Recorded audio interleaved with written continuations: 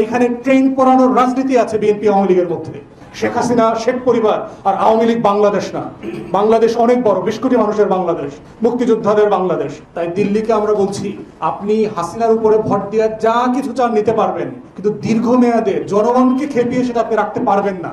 Sleeper খুলে ফেলা, ট্রেনের রাইন উঠায় দেওয়া, আগুন দিয়ে ট্রেনের বগি পড়ায় দিয়ে মানুষ মেরা ফেলা, এই রাজনীতি বাংলাদেশে আছে। আপনি 800 কিলোমিটার রাস্তা ট্রেন নিয়ে যাবেন এখান থেকে নিরাপদে? এটা প্র্যাকটিক্যালি সম্ভব? বাংলাদেশের মানুষকে খুশি না করে একটা অগণতান্ত্রিক রাজ্যের সাথে, মুখ্যমন্ত্রীর সাথে চুক্তি করে? অসম্ভব ব্যাপার, হইতেই পারে না। কানেক্টিভিটি হইতেই পারে। আমিও নেপালে যেতে চাই শিলিগুড়ি দিয়ে, আমিও উত্তর দিনাজপুর হয়ে আমি ভুটানে যেতে চাই, আমার ট্রাক যেতে চাই, ব্যবসা করবে, পেঁয়াজ আনবে, বিদ্যুৎ আনবে। আপনিও বাংলাদেশের উপর দিয়ে যান, ত্রিপুরায় যান, কুমিল্লা হয়ে, আমার কোনো সমস্যা নাই। কিন্তু শুধু আপনি নেবেন, আমি কিছু পাবো না, আমি দেবো না, এটা তো চুক্তি হতে পারে না। আপনি বার্মা থেকে গ্যাসের পাইপলাইন নিয়ে যাবেন বাংলাদেশের উপর দিয়ে, কিন্তু বার্মা গ্যাস আবার আমাকে বিক্রি করতে পারবে না, সেটা কেমন কথা? এই জন্য দিল্লিকে বলছি,